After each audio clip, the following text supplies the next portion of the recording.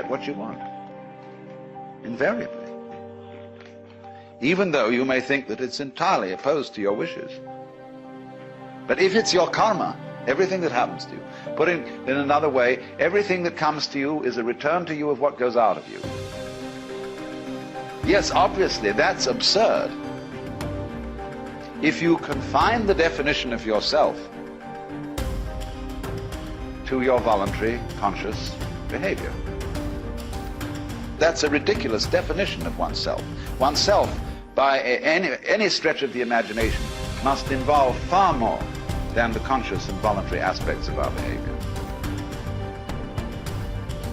And if we see that it involves intimately and inescapably the behavior of what we call the other, the not-self, the environment, and see that these two are moving together like the two sides of the snake when it swims,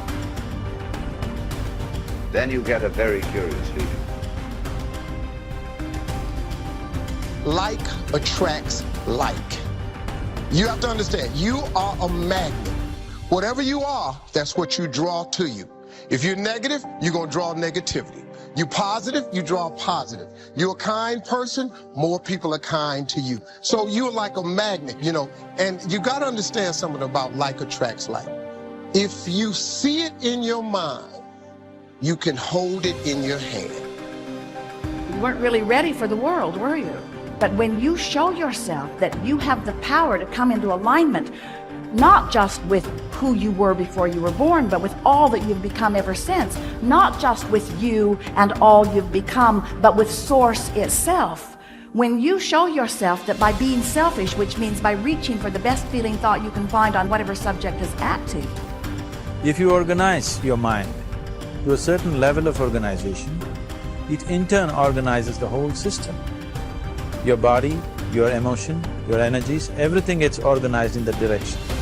Once all these four dimensions of you, your physical body, your mind, your emotion and the fundamental life energies are organized in one direction. Once you're like this, anything that you wish happens without even lifting a little finger actually. It would help to assist it with activity.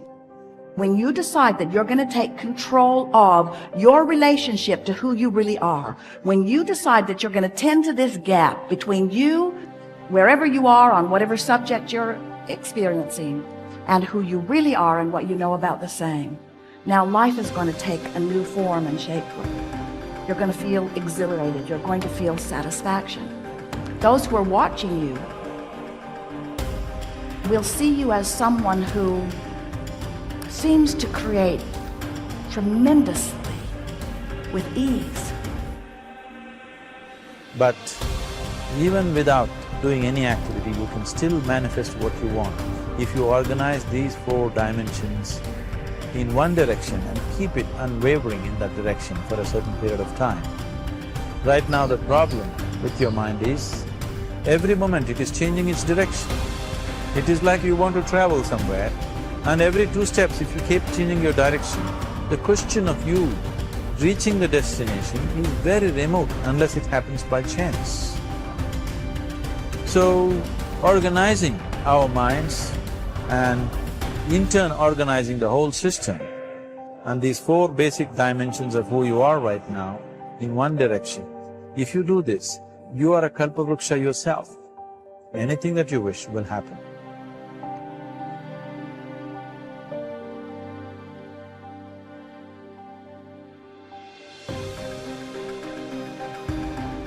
Everyone that I know who is able to get things into their life practices this.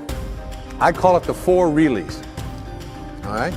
So that what you really, really, really, really want, you will get. And these 4 reallys each of them stands for something. And if you look at people who are good at, some people call them lucky, some people call them highly spiritual, whatever it might be, but they are good at getting what they want in their lives. And here are the 4 reallys. The first one says, I wish. So what you really wish for, everything that you'd like to get into your life starts with a wish. It's a thought.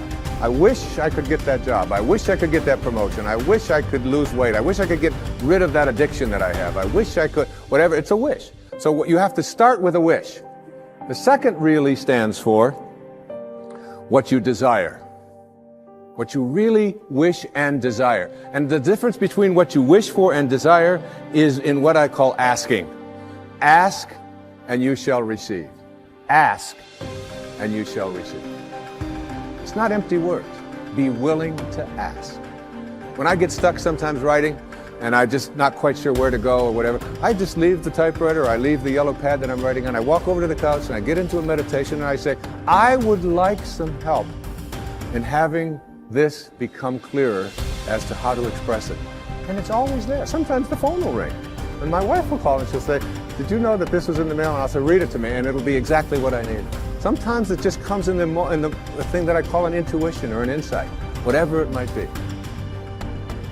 The third really stands for what I intend. So now you shift away from what I wish for and ask for, and you frame it in such a way that you intend to create it. I intend to create this, whatever it might be, whether it's a healing, whether it's a losing of weight, whether it's getting rid of an addiction, whether it's creating prosperity. I intend to create it. And if you notice people who are good at manifesting, they don't mince those kinds of words. I will do it. And someone will say, well, what if it doesn't work out? You say, well, then I'll just learn whatever I have to learn from it not working out. But I intend to create this in my life. There's an intention, and the intention is so powerful that you become independent of the good opinion of other people. You're not checking it out with the tribe. You're not checking it out with what everybody else out there said you should do or shouldn't do. You're saying to yourself, I intend to create it. And I often tell people, don't tell anybody else about what you want to manifest.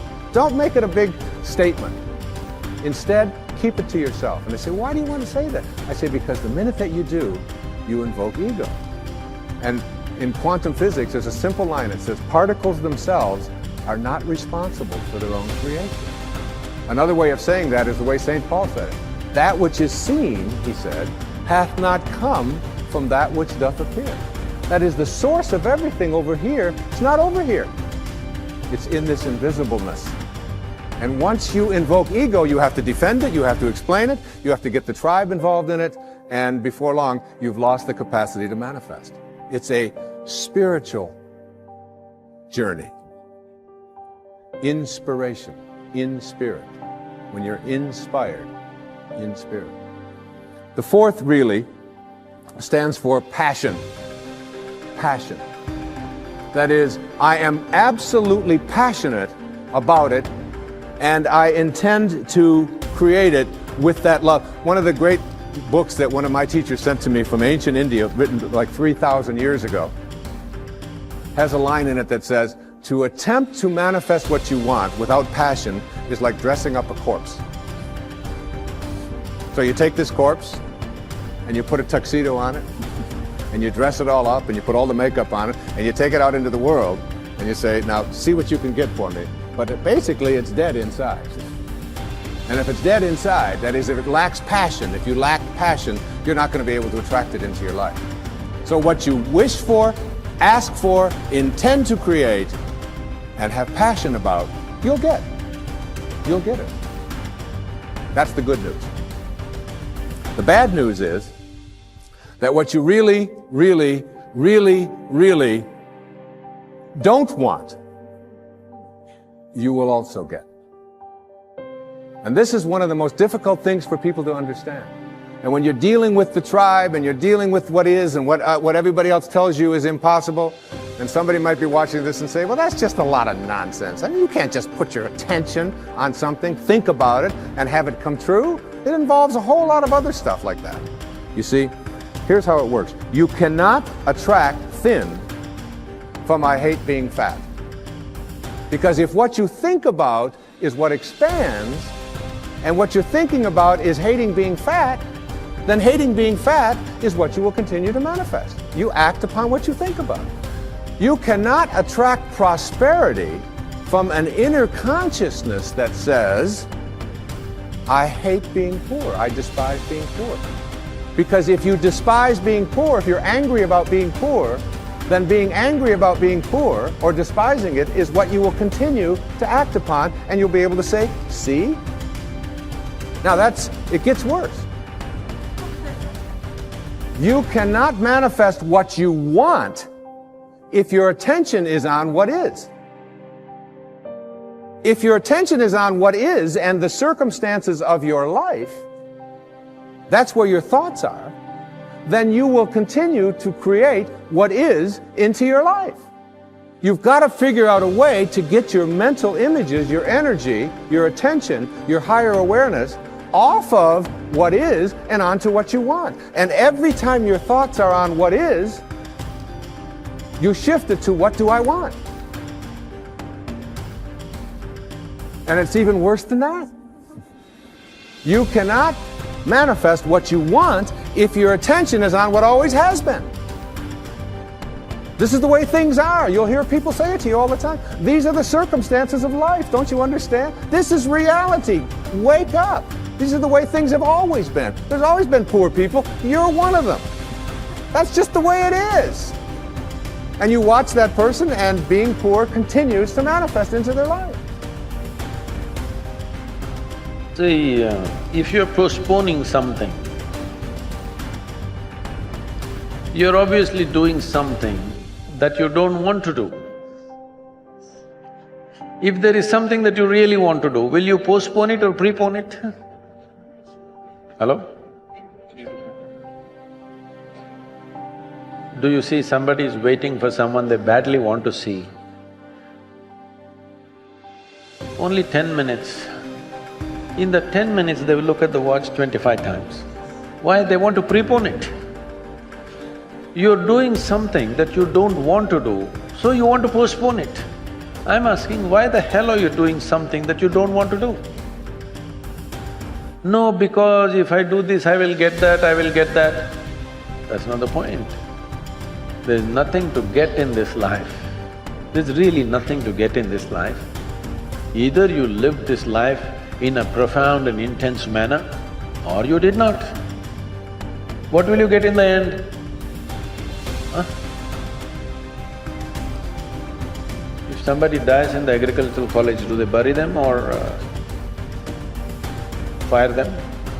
How is it? What's the tradition? Burying is good for agriculture because human beings make good manure. So in the end, what will happen to you and me? They will either bury us or burn us. That's all will happen in the end. You think something else, they'll give you a prize? Nothing will happen in the end. Only thing is the process of life. How wonderfully did you live? That's all there is. So if you are doing something really wonderful, do you want to prepone it or postpone it?